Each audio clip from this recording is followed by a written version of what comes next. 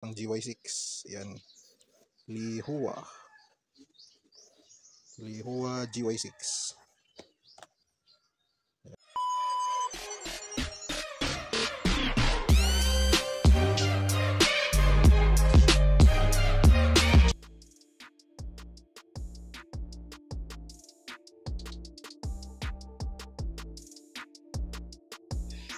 Yun, good day mga idol.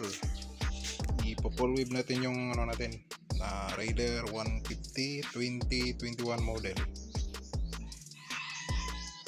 Bali yung gagamitin kong ano regulator rectifier is pang GY6. Yan, Lihua GY6. Yan. Sa isa kong motor nagre-reading to sa ano voltmeter ng 14.8 sagad na 14.8. Ito galing din to sa ano ko isang motor Rouser 135. Ito yung stock ng Rouser 135 ko. Yan. Testing muna natin yung charging ng stock na regulator ng Raider 150. Reading is 12.6.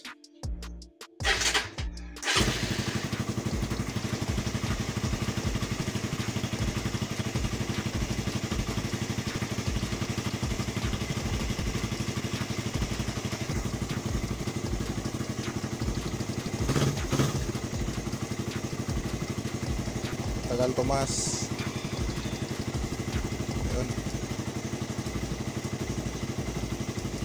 14.4, 14.3. Tapos on natin yung park light.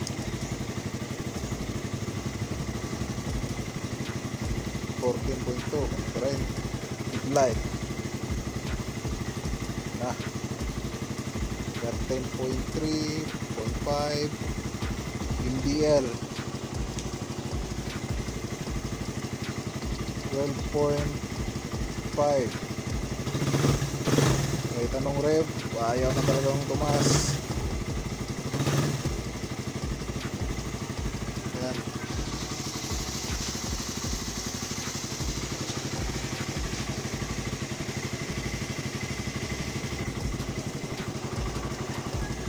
By the way, ano na pala tong Raider ko, power appliance. Nilagyan ko pala to ng ano, fast charge.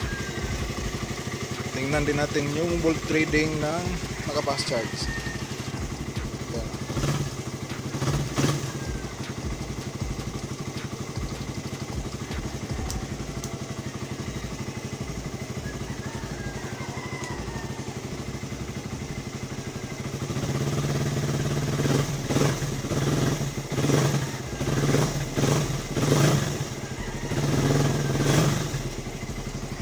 Medyo okay na yan, nag 13 volts kumpara kanina na ano lang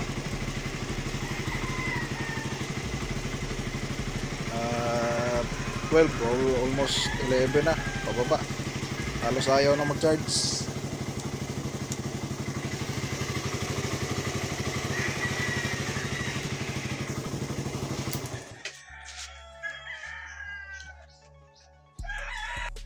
Yun, tanggal lang yung ano cover dito. Bali ito, tatanggalin natin yung stator para ma-rewire siya. Sabay na rin natin yung ano, pag change oil. Ito yung gamit nating oil. Tapos magpalit na rin ako ng ano sa drain plug tsaka yung washer nya. Ayan.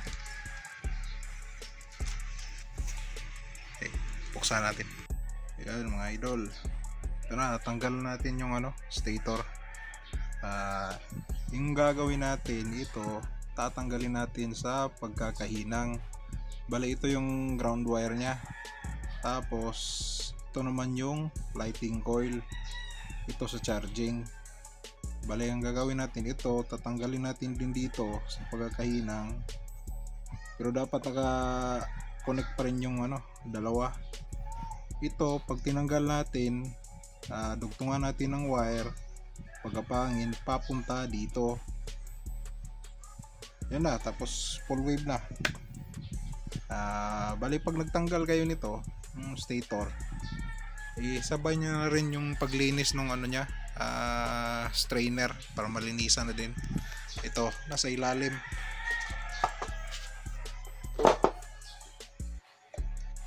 lang.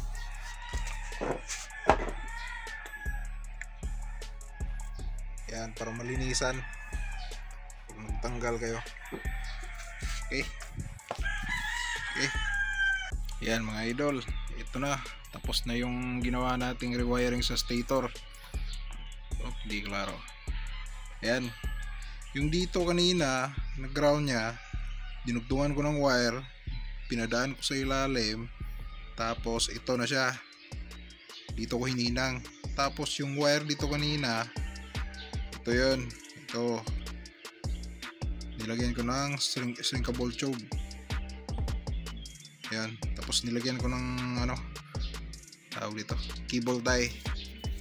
So paano ba matitest o malalaman kung floated na ba yung ano tawag dito, yung ginawa natin?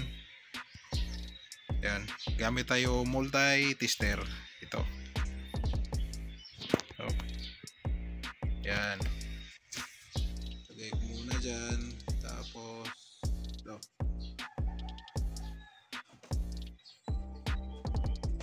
Dapat walang ground kahit saan dito. Itong dalawa, yung white saka yellow. Try muna natin yung yellow. Dapat walang ground yan. Walang ground. Ito.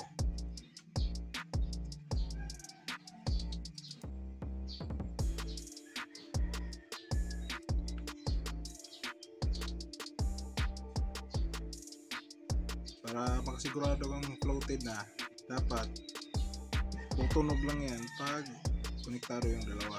Yan. Okay. Okay, kabitan natin sa motor. Ayan mga idol, bali ang gagawin ko dito, stock na wiring harness pa rin yung gagamitin ko. Yung iba kasi pinuputol nila dito, tapos dinudugtungan na lang o dinediretso dito sa ano, full wave na rectifier. Ano nga pala, bali naka power apply na yung motor ko, pero tuturuan ko kayo kung paano yan, no, battery operated. Halos same lang naman.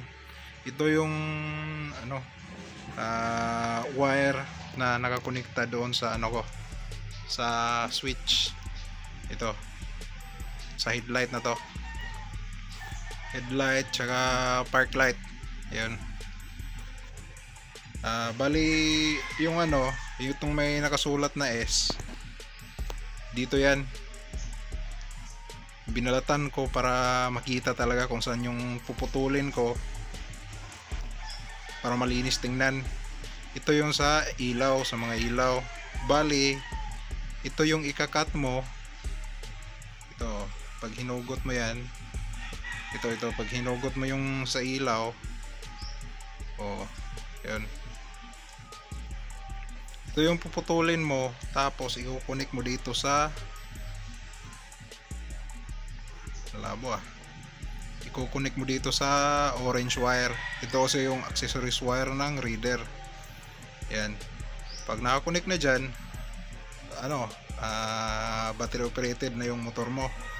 Pero kung naka power up lines ka, pareha kagaya sa akin o parehas sa akin, i-cut mo to, ganun pa rin, i-cut mo tong yellow wire na to, tapos i-tap mo sa 87 o dumaan muna ng switch papuntang galing 87 papuntang switch, o ganun. Ito, itatap ko yan dyan, ganyan, para malinis tingnan. Okay, update ko lang kayo mamaya. Yan, ito na, ito yung ganina. Bali dalawang wire yan, pinutol ko na yung para sa ilaw. Yung natira na lang from stator na yan, yung galing dito. Bali yung tinanggal ko o pinutol ko, dinaan ko dito. Ayan. Pwede rin ilagay mo dito sa orange wire para battery operated diretso, or kung naka power appliance ka, ilagay mo sa number 87. Okay. Yan, update lang sa wirings, paano i-connect dito sa regulator rectifier. Yung unahin natin dito sa white na may lining na red, dito mo siya i-connect sa kulay white din, pero pwede yan magkabaliktad sa may yellow. Tapos sa baba yung red na wire, dito mo i-connect sa red din na wire, red to red lang. Tapos sa kabila naman tayo, yung black na may lining na white, yung ground ng reader is dito mo i-connect sa green wire. Tapos sa ilalim, yung yellow na may stripe na white, dito mo i-connect sa yellow, or kagaya nga ng sinabi ko, pwede lang yan magkabaliktad. Yan. Tapos yung isa, yung kulay black, doon natin yan i-connect sa accessories wire, which is itong kulay orange. Yan. Meron di accessories wire doon sa sa may brake light switch. Yan. Or sa flasher relay. Nasa sa inyo na kung saan nyo ilagay. Yan. Pero yung sa akin, direct to sa power appliance na relay ko. Ayan. Ayan na, the moment of truth.